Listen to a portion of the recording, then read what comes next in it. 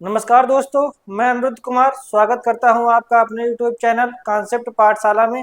हम लोग पढ़ रहे थे घरेलू हिंसा से महिलाओं का संरक्षण अधिनियम 2005। इसकी एक क्लास हम लोग कर चुके हैं, ठीक, जिसमें हम लोगों ने क्या पढ़ा था। इसकी जो इम्पोर्टेंस डेट थी, इम्पोर्टेंट डेट, यानी यह कब अधिनियमित हुआ, कब पारित हुआ और ये इसका विस्तार क्षेत्र या कहाँ कहाँ तक, कहाँ पर, कब लागू हुआ, और इसकी जो इम्पोर्टेंट परिभाषाएं थी वो हम लोगों ने इससे पहली वाली क्लास में कर ली थी। जिन लोगों ने वो क्लास ना देखी हो, उस क्लास का लिंक डिस्क्रिप्शन में दिया है, उसको भी देख लीजिएगा। चलिए स्टार्ट करते हैं आज की क्लास। ठीक,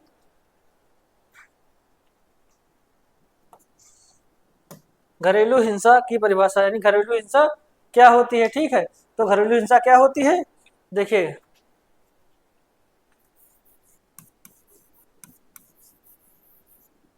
प्रत्यार्थी द्वारा, प्रत्यार्थी यानी कि जो व्यक्ति अत्याचार करता है, ये सारी डिफिनेशन हम लोगों ने कल अच्छे से पढ़ ली थी। ठीक है, तो प्रत्यार्थी द्वारा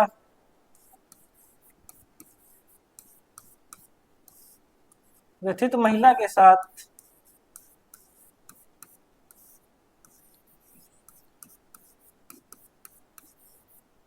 के साथ किए गए किए गए किए गए दुर्व्यवहार जो निम्नवत है, जो निम्नवत है, यानी कि प्रत्यार्थी द्वारा व्यथित महिला के साथ किए गए वह व्यवहार या हिंसा जो निम्नवत है, यानी जो दुर्व्यवहार है वो नीचे लिखे हैं। वो कौन कौन से हैं, देखिए। पहला क्या हो सकता है,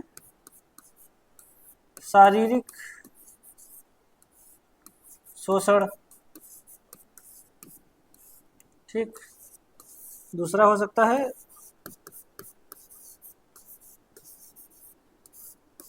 आर्थिक शोषण। तीसरा क्या हो सकता है,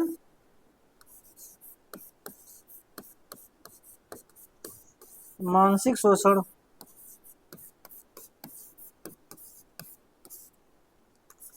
चौथा क्या हो सकता है, लैंगिक शोषण।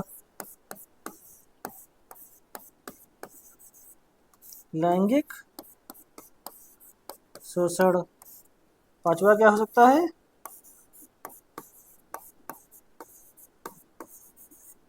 मौखिक शोषण। मौखिक शोषण यानी प्रत्यार्थी द्वारा अगर व्यथित महिला का क्या हो रहा है, शारीरिक शोषण हो रहा है, आर्थिक शोषण हो रहा है, मानसिक शोषण हो रहा है, लैंगिक शोषण हो रहा है या मौखिक शोषण हो रहा है, तो उसे हम कहते हैं उसके साथ क्या हो रही है, हिंसा। क्या हो रही है, हिंसा। अब ये शारीरिक शोषण, आर्थिक शोषण, मानसिक शोषण, लैंगिक शोषण और मौखिक शोषण क्या होते हैं। ठीक है, तो देखते हैं। बात करें शारीरिक शोषण, ठीक है, तो उसके शरीर को हानि पहुंचाना। ठीक है, शरीर या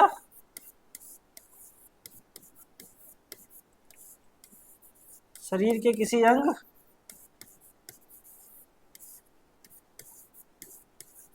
विशेष को हानि पहुंचाना या फिर उसके जीवन को खतरा। शारीरिक शोषण क्या है, व्यथित महिला के किसी अंग विशेष को हानि पहुंचाना या उसके जीवन पर खतरा होना, उसका क्या कहलाता है, शारीरिक शोषण। फिर बात की जाए आर्थिक शोषण, यानी कि उसे आर्थिक रूप से तंग किया जाए, यानी कि उसकी आवश्यकता है पैसों की, या उसके या किसी पैसों की या कुछ वस्तु की उसकी आवश्यकता है, तो उसके लिए सोचे पैसा जिसपे उसका हक है, जिसपे उसका हक है वह हक भी उसको ना दिया जाए, यानी आर्थिक रूप से उसका शोषण किया जाए। तो ठीक है, ये भी होता है घरेलू हिंसा। ठीक है, आर्थिक रूप से शोषण। ठीक, अब बात की जाए मानसिक रूप से शोषण, यानी कि उसको किसी कार्य के लिए बहुत ज्यादा प्रेशर दिया जाए, मतलब हर वक्त उसको टेंशन में रखा जाए, तो वो क्या होता है, मानसिक शोषण।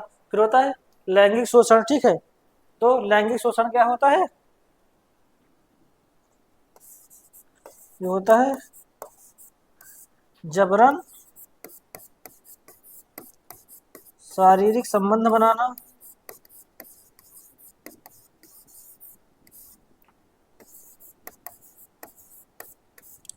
या उसके जो प्राइवेट पार्ट होते हैं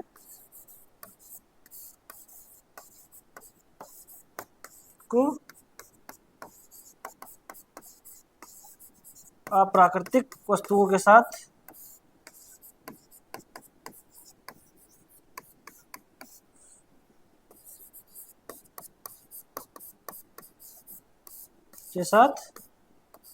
छेड़ना। ठीक। लैंगिक शोषण क्या होता है? जो व्यथित महिला है उसके साथ जबरन शारीरिक संबंध बनाना या उसकी जो प्राइवेट पार्ट है उसको अप्राकृतिक माध्यमों से, यानी कि अप्राकृतिक वस्तु से, जैसे कोई राड हो गया, कोई ऐसी वस्तु जो मानव द्वारा निर्मित, मतलब आप लोग समझ रहे हैं ना, अप्राकृतिक संसाधन का मतलब आप समझ रहे हैं, ठीक है। उसके साथ उसको छेड़ना, उसको क्या कहलाता है? लैंगिक शोषण कहलाता है। अब मौखिक शोषण क्या हो सकता होता है? मतलब महिला को क्या गाली देना, ठीक है, और ताने मारना,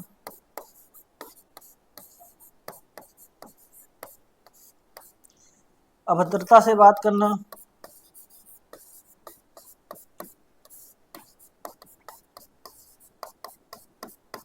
से बात करना, ये सब होते हैं शोषण के प्रकार। शोषण कितने प्रकार होते हैं? तो मौखिक रूप से शोषण, लैंगिक रूप से शोषण, मानसिक रूप से शोषण, आर्थिक रूप से शोषण और शारीरिक शोषण।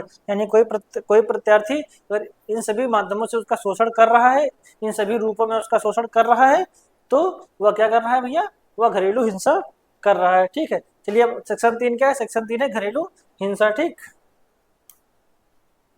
हेलो, ठीक। अब देखते हैं सेक्शन 4, संरक्षण अधिकारी को जानकारी दिया जाना या जानकारी दिए जाने वाले व्यक्ति का दायित्व की मनाही, ठीक है। तो इसमें क्या है देखिए, अगर किसी व्यक्ति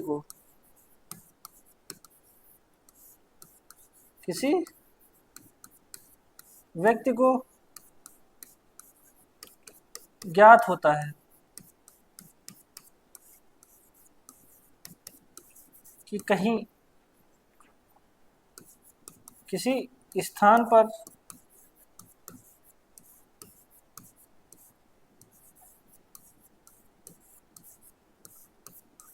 घरेलू हिंसा हो रही है या हो चुकी है, या फिर हिंसा होने की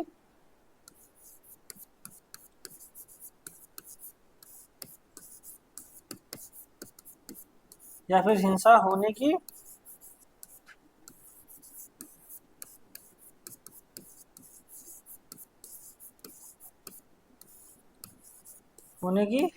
संभावना है, तो वह व्यक्ति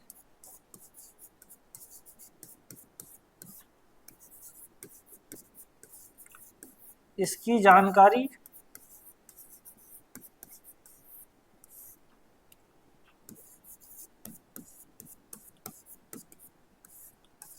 पुलिस को दे सकता है, दे सकता है, ठीक। देखिए, किसी व्यक्ति को अगर यह ज्ञात हो जाए कि किसी स्थान पर घरेलू हिंसा हो रही है, तो वह हो रही है या हो चुकी है या होने की संभावना है, तो वह इसकी इसकी जानकारी किसको? पुलिस को दे सकता है। वह व्यक्ति कौन हो सकता है? वह व्यक्ति कौन हो सकता है? तो वह व्यक्ति उसका पड़ोसी हो सकता है या कोई भी व्यक्ति। व्यथित महिला के जरूरी नहीं कि वो नातेदार या परिजन ही हो, कोई भी व्यक्ति यानी कि पड़ोसी भी घरेलू हिंसा की रिपोर्ट पुलिस को दे सकता है, ठीक है। या कोई भी व्यक्ति, जरूरी नहीं कि वो पड़ोसी हो, कोई भी व्यक्ति है वह घरेलू हिंसा की रिपोर्ट पुलिस को कर सकता है, ठीक है, कर सकता है। लेकिन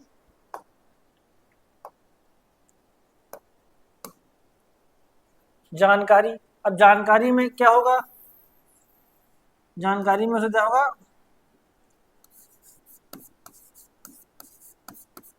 महिला की जानकारी और घटना स्थल की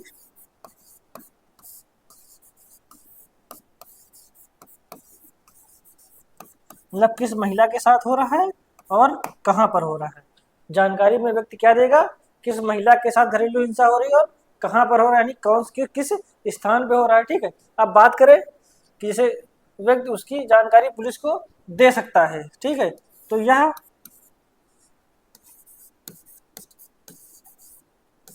उसके लिए स्वैच्छिक है, स्वैच्छिक है।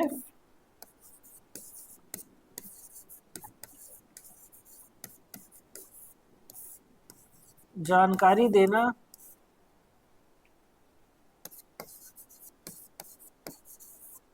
किसी व्यक्ति या पड़ोसी का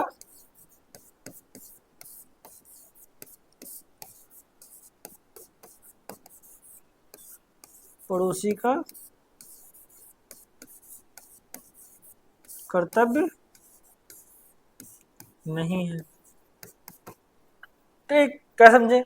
देखिए, जो व्यक्ति है यह चीज जानता है कि घरेलू हिंसा हो रही है और वह पुलिस को जाके रिपोर्ट करता है या उनको जानकारी देता है, लेकिन उस व्यक्ति का यह कार्य उसका स्वैच्छिक है। मन करेगा वो रिपोर्ट देगा या जानकारी पुलिस को देगा, मन करेगा नहीं देगा। इसके लिए उसका कोई कर्तव्य नहीं है कि भैया पड़ोस में घरेलू हिंसा हो रही थी, तुमने हमें जानकारी क्यों नहीं दी। वो हमारी इच्छा, हम जानकारी दे या ना दे। ठीक, अब क्या है, अब जो व्यक्ति, ठीक है, अब जैसे किसी व्यक्ति ने जानकारी दी, बात सुनो, किसी व्यक्ति ने जानकारी दी और वो जानकारी क्या गलत निकली। ठीक है, तो इसके लिए व्यक्ति पर कोई भी कानूनी या आपराधिक कार्यवाही नहीं की जाएगी। ठीक है, यानी कि व्यक्ति द्वारा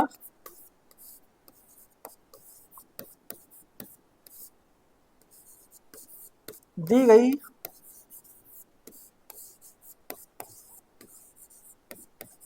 जानकारी यदि सद्भावनापूर्ण है,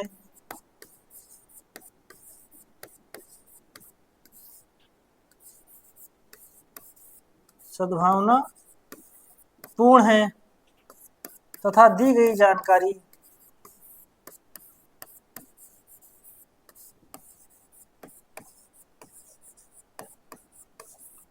दी गई जानकारी गलत है, तो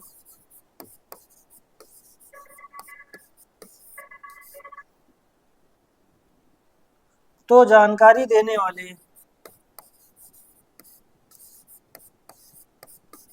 वाले व्यक्ति पर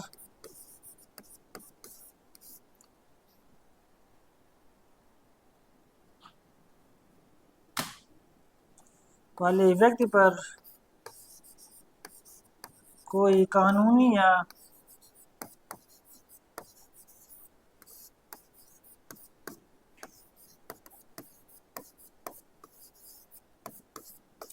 आपराधिक कार्यवाही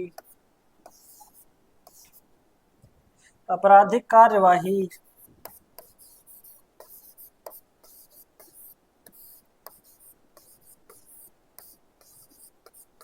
कार्यवाही नहीं होगी। ठीक, तो इसको थोड़ा व्यवस्थित करते हैं।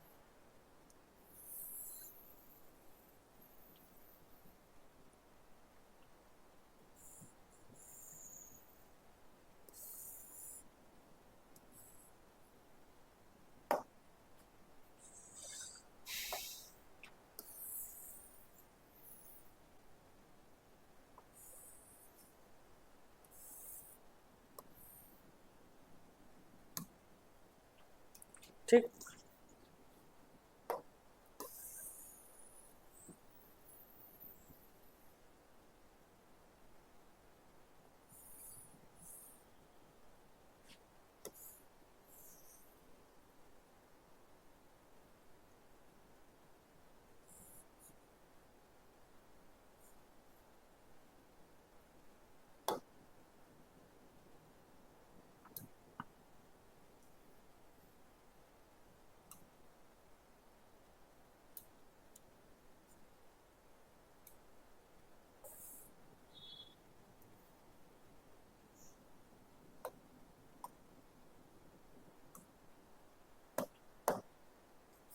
महत्वपूर्ण। यानी कि सेक्शन 4 क्या कहता है, संरक्षण अधिकारों को जानकारी दिया जाना या जानकारी देने का कर्तव्य क्या है। देखिए, किसी व्यक्ति को ज्ञात होता है कि उसके आस पड़ोस या कहीं पर भी घरेलू हिंसा हो रही है, ठीक है, या होने वाली है या हो चुकी है, तो वह इसकी जानकारी पुलिस को दे सकता है। वह व्यक्ति उसका नातेदार या रिश्तेदार हो या ना हो, चाहे वो पड़ोसी हो या कोई भी व्यक्ति हो, एनी अदर पर्सन, या उसका पड़ोसी कोई भी हो, वह इसकी जानकारी दे सकता है। लेकिन जानकारी देना उसका स्वैच्छिक है, ठीक है, जानकारी देगा या ना देगा वह उसकी इच्छा है, या उसका कोई कर्तव्य नहीं है। फिर क्या है, अगर व्यक्ति घरेलू हिंसा की जानकारी पुलिस को देता है सद्भावना पूर्वक, तो उसके बाद में उसको दी गई जानकारी क्या होती है, गलत होती है। तो इस जानकारी के लिए उस व्यक्ति को किसी भी प्रकार का कोई भी कानूनी कार्रवाई उस पर नहीं की जाएगी, ठीक। चलिए अब देखते हैं आगे सेक्शन 5, ठीक है। सेक्शन 5, पुलिस अधिकारी एवं सेवा प्रदाता एवं मजिस्ट्रेट के कर्तव्य। पुलिस अधिकारी होगा, जो सेवा प्रदाता हो गया, मजिस्ट्रेट हो गए, उनके क्या कर्तव्य होंगे, ठीक है। ये कहाँ दिया गया, सेक्शन 5 में। देखिए सेक्शन 4 है, ये मोस्ट इंपॉर्टेंट है, ठीक। इसमें क्या होता, जब पुलिस या अधिकारी या मजिस्ट्रेट को क्या मिलेगी, हिंसा की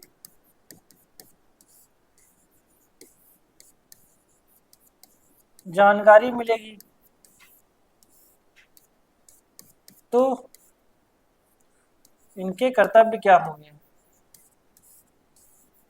इनके कर्तव्य क्या है, नंबर 1,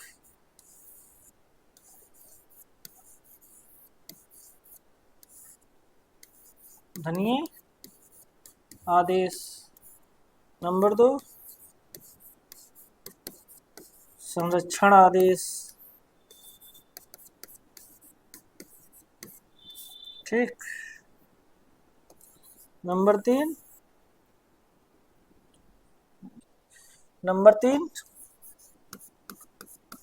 प्रतिकर। नंबर 4 प्रतिरक्षा आदेश, ठीक। नंबर 5 निवास, ठीक है। यानी कि किसी पुलिस अधिकारी, सेवा प्रदाता या मजिस्ट्रेट को इस बात की जानकारी मिलती है कि महिला कहीं पर घरेलू हिंसा हुई, यानी घरेलू हिंसा महिला के साथ ही होगी, तो उनके क्या कर्तव्य बनते हैं, तो वो लोग उनके पास जाएंगे और उन्हें धनिये आदेश देंगे, संरक्षण आदेश देंगे, प्रतिकर दिलवाएंगे, प्रतिरक्षा आदेश देंगे और निवास देंगे। अब ये क्या होते हैं, धनिये, ठीक है।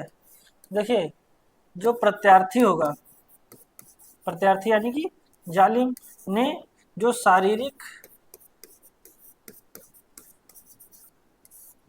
क्षति की होगी,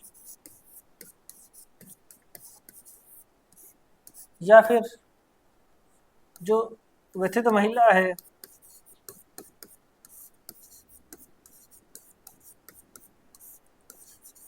का आवागमन खर्च, ये क्या करेगा, ये सारा खर्चा प्रत्यार्थी से दिलवाएगा। यानी कि प्रत्यार्थी को आदेश देगा कि जो व्यथित महिला है उसको जो शारीरिक हानि हुई है, शारीरिक क्षति हुई है, या उसके आवागमन में जो आर्थिक नुकसान हो रहा है, उसकी भरपाई कौन करेगा, प्रत्यार्थी करेगा, ठीक है। फिर क्या आता है, संरक्षण आदेश, यानी व्यथित महिला को संरक्षण भी क्या मजिस्ट्रेट या पुलिस अधिकारी कैसे प्रोवाइड करेंगे, तो वह इसका आदेश देंगे कि आप इससे व्यथित महिला प्रत्यार्थी से दूर रहे, यानी कि प्रत्यार्थी व्यथित महिला से दूर रहेगा, ठीक है। फिर प्रतिकर यह होती है जो उसको मानसिक हानि होती है, ठीक है। क्या मानसिक हानि होती है, या ऐसा आप कह सकते हैं कि मानहानि, यानी कि उसको जो मानसिक हानि या इत्यादि हानि जो हुई है, उसके लिए उसको क्या क्या दिलवाया जाएगा? प्रतिकर दिलवाया जाएगा, ठीक है। फिर प्रतिरक्षा आदेश, अगर महिला है उससे क्या है? वारिस है, ठीक है, वारिस है, तो उसकी संरक्षण के लिए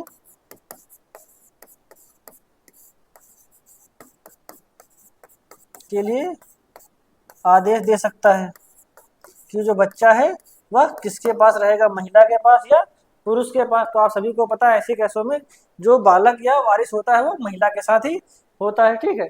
फिर निवास, अगर स्त्री व्यथित महिला सॉरी प्रत्यार्थी के साथ नहीं रहना चाहती है, वह अलग रहना चाहती है, तो निवास की व्यवस्था भी ये लोग करवाएंगे, ठीक। कौन करवाएगा?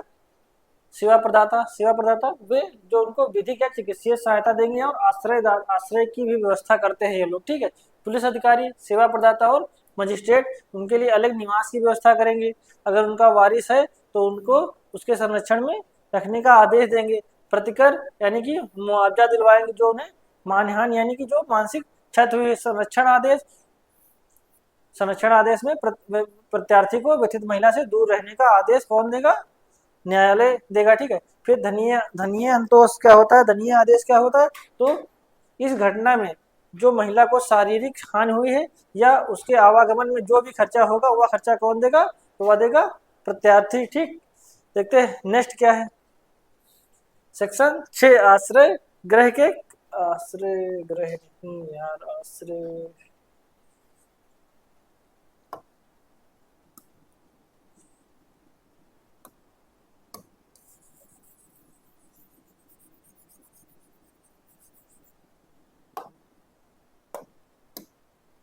आश्रय दाता के कर्तव्य, ठीक है। आश्रय दाता के कर्तव्य किस में दिया गया? सेक्शन 6 में। सेक्शन 6 में क्या दिया गया?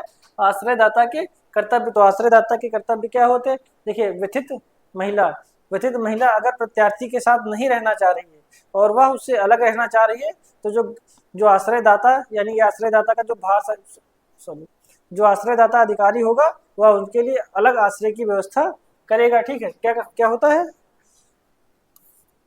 जो व्यथित महिला व्यथित महिला अगर प्रत्यार्थी के साथ नहीं रहना चाहती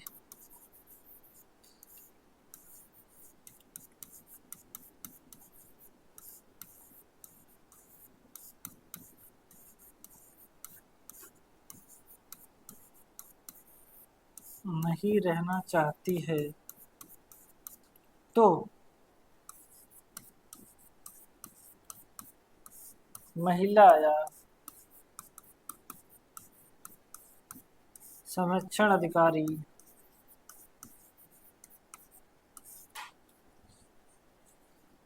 या फिर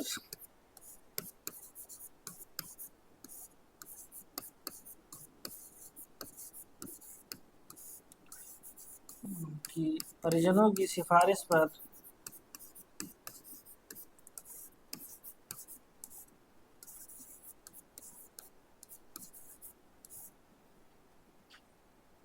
आश्रय गृह के इंचार्ज के भार साधक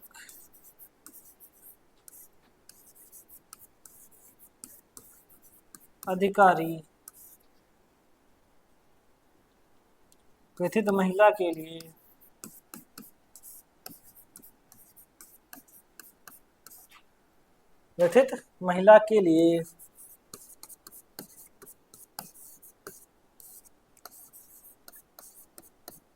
आश्रय की व्यवस्था करेंगे।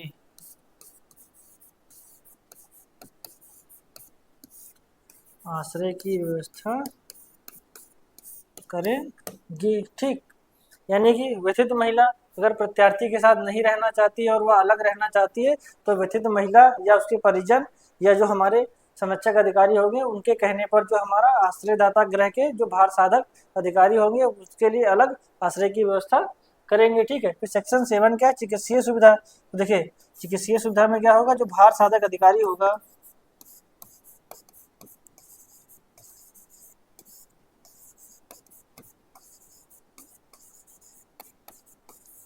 जो भार साधक अधिकारी होगा वो क्या करेगा, व्यथित को व्यथित को व्यथित को चिकित्सीय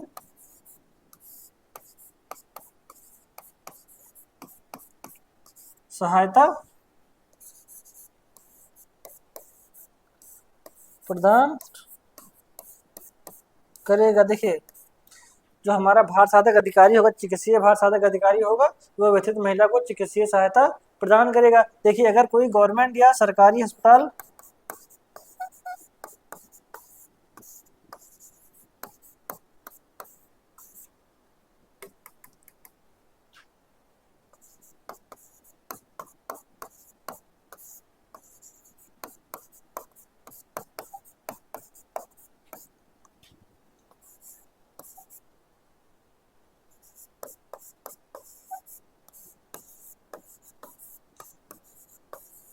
उपलब्ध नहीं है तो प्राइवेट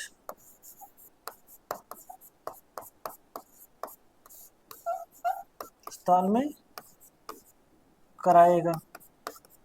देखिए, इन केस जहां घरेलू हिंसा की घटना हुई है वहां आसपास में कोई गवर्नमेंट हॉस्पिटल या सरकारी अस्पताल नहीं है, तो वह भार साधक अधिकारी क्या करेगा, तो भार साधक अधिकारी का कर्तव्य है कि वह प्राइवेट अस्पताल में ले जाकर भी उसका चिकित्सीय सहायता प्रदान करे। अब ऐसे में प्राइवेट अस्पताल भी फ्री ऑफ कास्ट ऐसी महिला की क्या करेगा, सहायता करेगा। कोई भी हॉस्पिटल इसके लिए मना नहीं कर सकता, चाहे वो प्राइवेट हो चाहे वो सरकारी हो। ठीक, चलिए आगे देखते हैं। सेक्शन 8 क्या है, संरक्षण अधिकारी की नियुक्त। संरक्षण अधिकारी की नियुक्त कौन करता है, तो वह करती है राज्य सरकार। कितने, जितने आवश्यक हो और अधिकांशतः महिला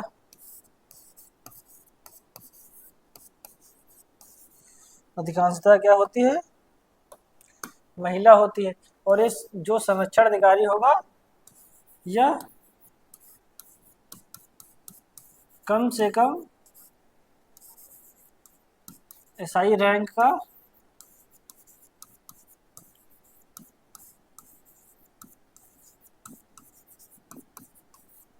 अधिकारी होना, ठीक। यानी जो संरक्षण अधिकारी होता है वह अधिकांशतः तो होता है पुलिस का ही कोई आदमी, ठीक। और वह अगर वो पुलिस का आदमी नहीं है तब भी, है या नहीं है तब भी, दोनों क्या होने चाहिए, कम से कम एसआई रैंक के होंगे, तभी वो संरक्षण अधिकारी के पद पर नियुक्त किए जाएंगे, ठीक। फिर संरक्षण अधिकारी के कर्तव्य, सेक्शन 9 क्या है, संरक्षण अधिकारी के कर्तव्य। संरक्षण अधिकारी के कर्तव्य क्या होते हैं,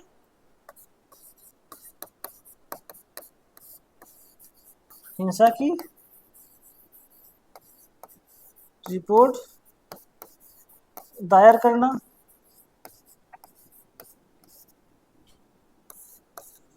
व्यथित को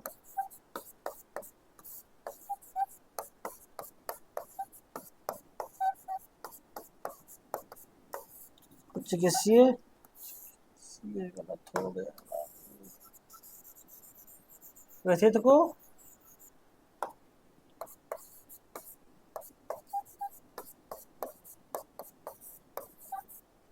चिकित्सीय सहायता तथा विधिक सहायता प्रदान करना, ठीक है। व्यथित को चिकित्सीय सहायता और विधिक सहायता प्रदान करना। और तीसरा क्या है, मजिस्ट्रेट की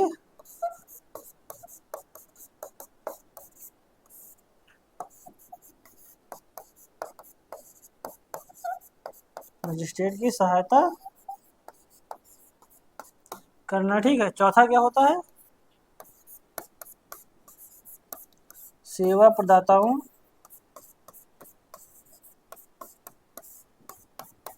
तथा आश्रय दाताओं की सूची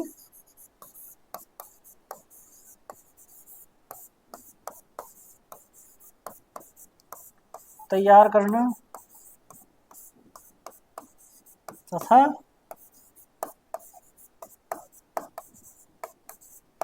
मजिस्ट्रेट को देना। ठीक है, और क्या होता है यहाँ पे देखते हैं।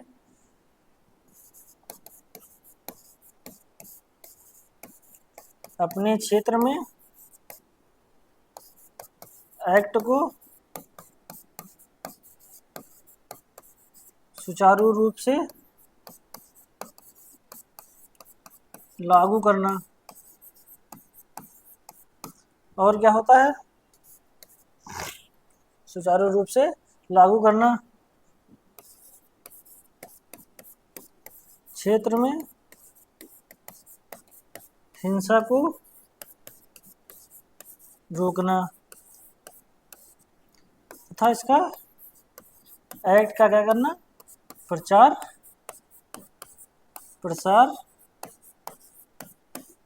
करना। ठीक है, देखिए सेक्शन 9 जो संरक्षण अधिकारी होते हैं उनके क्या कर्तव्य होते हैं और उनके क्या कार्य होते हैं। तो देखिए उनका कार्य होता है हिंसा की रिपोर्ट दायर करना, साथ ही मजिस्ट्रेट की सहायता भी करना, और साथ ही क्या होता है जो हमारी व्यथित महिला है उसको चिकित्सीय और विधिक सहायता प्रदान करना, और अपने क्षेत्र में एक्ट को सुचारू रूप से लागू रखना, एक्ट को सुचारू रूप से लागू रखना तथा क्षेत्र में एक्ट का प्रचार प्रसार करना, और जो क्षेत्र है वहां पर अपनी घरेलू हिंसा को कंट्रोल में करना या रोकना। ठीक।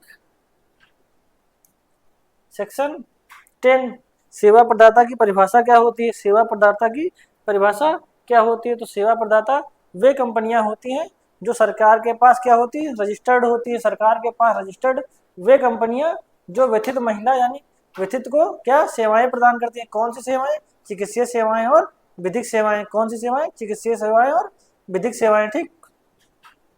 तो सेवा प्रदाता क्या होती है, ये होती हैं रजिस्टर्ड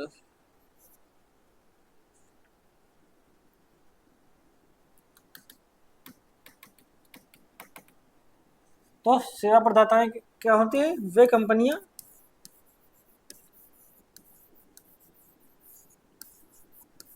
जो व्यथित को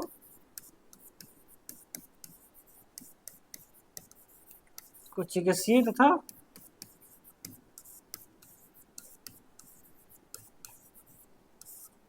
विधिक सेवा प्रदान करती हैं। ठीक। अब आते हैं सेक्शन, देखो सेक्शन 10 क्या है। सेक्शन 10 है सेवा प्रदाता की परिभाषा। सेवा प्रदाता कौन होते हैं। सेक्शन 11 क्या है, सरकार के कर्तव्य। सरकार के कर्तव्य। सेक्शन 12 क्या है, मजिस्ट्रेट को आवेदन। सेक्शन 12 क्या है, मजिस्ट्रेट को आवेदन। मजिस्ट्रेट को आवेदन। तो मजिस्ट्रेट को आवेदन कौन कर सकता है, यहाँ देखते हैं। व्यथित महिला स्वयं। ठीक। या फिर संरक्षण अधिकारी,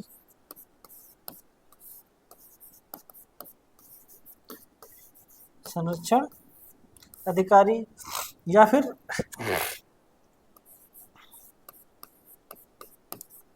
फिर पुलिस।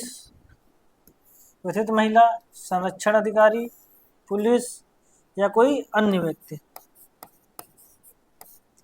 अन्य व्यक्ति यानी कि किसी महिला के साथ घरेलू हिंसा हुई है, इसके लिए न्यायालय कौन जा सकता है, तो इसके लिए न्यायालय जा सकता है, व्यथित महिला जा सकती है, संरक्षण अधिकारी जा सकता है, पुलिस रिपोर्ट जा सकती है, या अन्य कोई व्यक्ति भी है तो इसके लिए मजिस्ट्रेट के पास जाकर आवेदन कर देगा, आवेदन कर सकता है। ठीक है, के पास आवेदन कर सकता है। ठीक।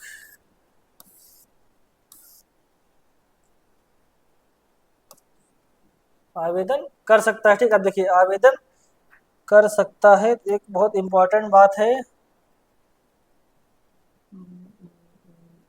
ठीक, चलो देखिए, जब न्यायालय में आवेदन होगा,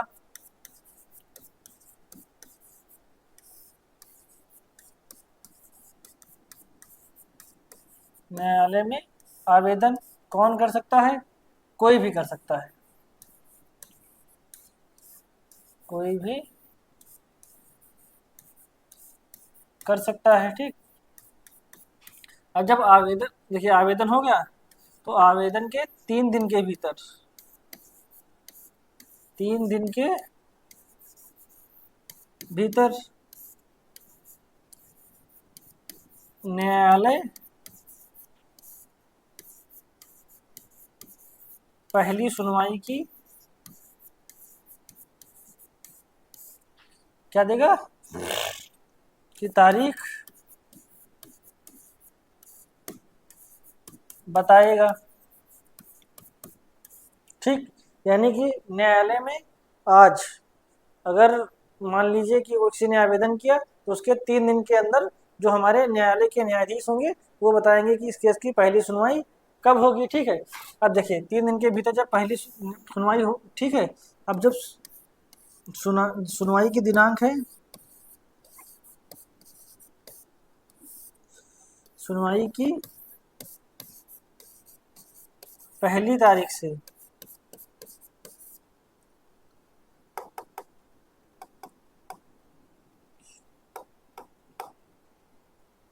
की तारीख से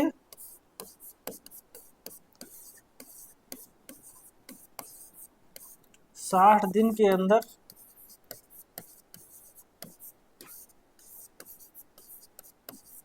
केस का फैसला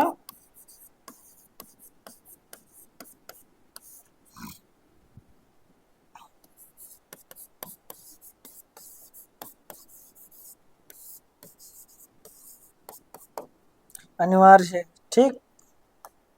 देखिए न्यायालय में आवेदन कौन सा कर सकता है, तो न्यायालय में आवेदन कोई भी कर सकता है, लेकिन जिस तारीख में आवेदन होगा उसके 3 दिन के भीतर ही न्यायाधीश को क्या करना होगा, सुनवाई की पहली तारीख बतानी होगी। यानी कि पहली सुनवाई किस दिन होगी, ये तारीख उनको सुनिश्चित करनी होगी, कब, आवेदन के 3 दिन के भीतर ही, ठीक है। फिर क्या होगा, जब सुनवाई की पहली तारीख मिल जाएगी, सुनवाई की पहली तारीख से 60 दिन के भीतर, नहीं समझे, जैसे मान लीजिए है 1 जनवरी 2026, ये हुई पहली सुनवाई की डेट, आज पहली सुनवाई हुई, तो इसके 60 दिन के भीतर,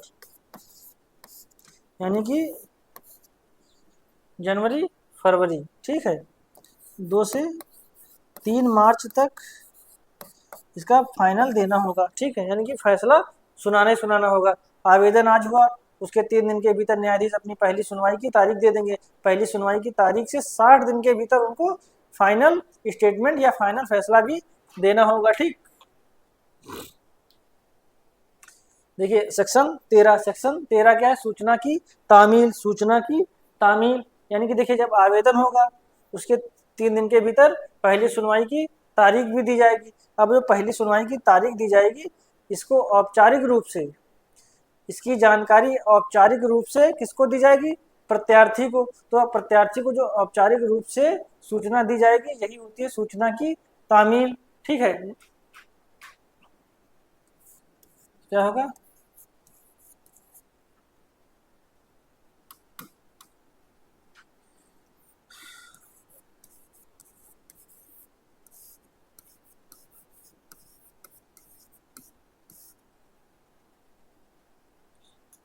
पहली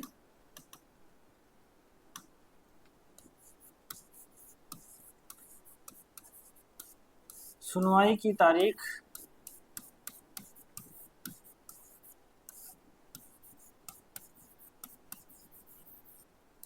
प्रत्यार्थी को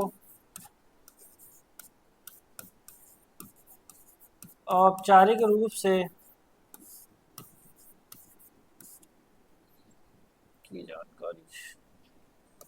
की की जानकारी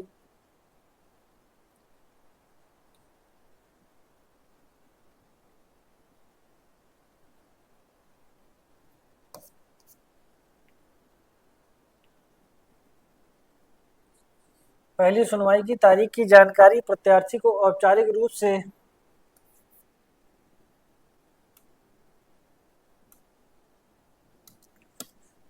रूप से देना ही क्या कहलाता है? सूचना की तामील। ठीक है, अब ये कैसी होगी? देखिए, अब जो हमारा न्यायाधीश होगा, हमारे न्यायाधीश होंगे, वो स्वयं तो जाएंगे नहीं। देखिए क्या हुआ था, समझिए। आवेदन, ठीक है, मान लीजिए आवेदन हुआ, आवेदन के 3 दिन के अंदर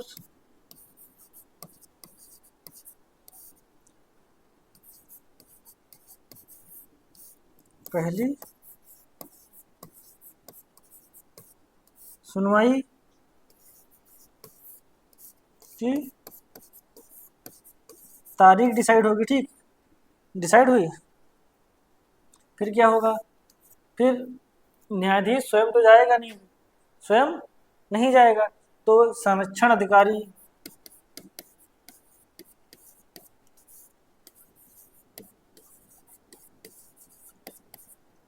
संरक्षण अधिकारी को इसकी क्या दी जाएगी?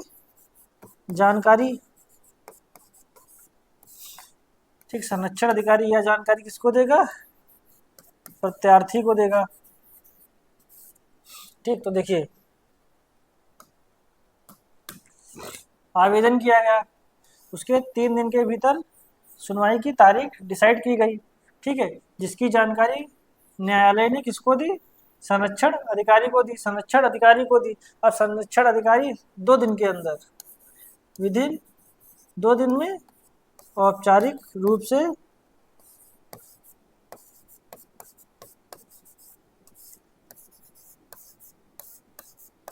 औपचारिक रूप से ये जानकारी किसको देगा? प्रत्यार्थी को देगा। देखिए अब इम्पोर्टेंट था, देखिए जो इम्पोर्टेंट है आवेदन के, देखिए पहला क्वेश्चन, जब कोई भी व्यक्ति घरेलू हिंसा की रिपोर्ट या आवेदन न्यायालय में करता है तो पहली सुनवाई की जो डेट होती है कितने दिन के अंदर मजिस्ट्रेट को फिक्स करनी होती है? तो 3 दिन के अंदर। ठीक, दूसरा, पहला क्या 3 दिन के अंदर। फिर उसके बाद क्या होता है, जब यह जानकारी किसको मिलती है? संरक्षण अधिकारी को। संरक्षण अधिकारी यह जानकारी प्रत्यार्थी को कितने दिनों के भीतर देता है? तो देता है 2 दिन के भीतर। और तीसरा क्वेश्चन यहाँ से क्या बन सकता है? तो तीसरा क्वेश्चन ये बन सकता है कि पहली सुनवाई से फाइनल केस जो होना है उसके बीच की ड्यूरेशन क्या होती है? 6 माह, यानी कि 6 माह, सॉरी 60 दिन यानी कि 2 माह। 2 माह के भीतर क्या करना होता है? न्यायाधीश को अपना फाइनल जजमेंट देना होता है। ठीक, चलिए नेक्स्ट देखते हैं। सेक्शन 16 अब इसमें क्या है? कार्यवाही का बंद कमरे में किया जाना। कार्यवाही का बंद कमरे में किया जाना, जैसा आप सभी को पता होगा, जो न्यायालय में जो कार्यवाही होती है वो ओपन कोर्ट होती है, यानी ओपन होती है, यानी वहाँ हम और आप सभी जा सकते हैं। लेकिन व्यथित या प्रत्यार्थी दोनों, व्यथित या प्रत्यार्थी के किसी एक ने अगर कहा कि नहीं सर ये कार्यवाही बंद कमरे में की जाए, यानी कि बंद कोर्ट में की जाए। बंद कमरे का मतलब क्या होता है? वहाँ कुछ सिलेक्टेड व्यक्ति ही जा सकते थे। कोर्ट वही होता है, जगह वही होती है, सब कुछ वही होता है, बस ये होता है ओपन, सभी जा सकते हैं। बंद, कुछ सिलेक्टेड व्यक्ति वहाँ जा सकते हैं। ठीक है, तो कार्यवाही को बंद कमरे में किया जाना क्या होता है? व्यथित या प्रत्यार्थी का जो आवेदन की प्रार्थना पर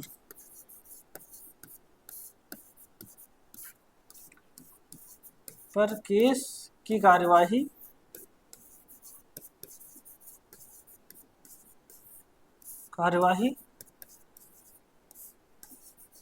बंद कमरे में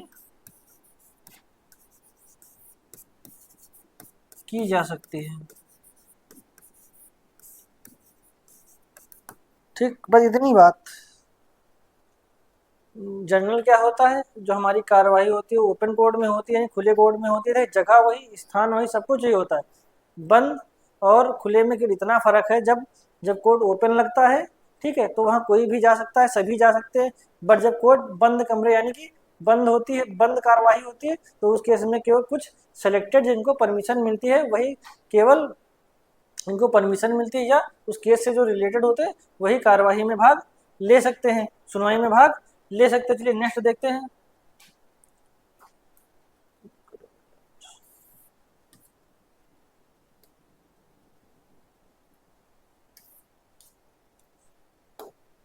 तो आशा करता हूँ आज की क्लास आप लोगों को अच्छी लगी होगी। अगर आज की क्लास आप लोगों को अच्छी लगी हो, वीडियो अच्छा लगा हो, तो वीडियो को लाइक करें, चैनल को सब्सक्राइब करें, तो साथ ही अपने दोस्तों के साथ शेयर भी करें। धन्यवाद। मिलते हैं नेक्स्ट डे नेक्स्ट क्लास के साथ।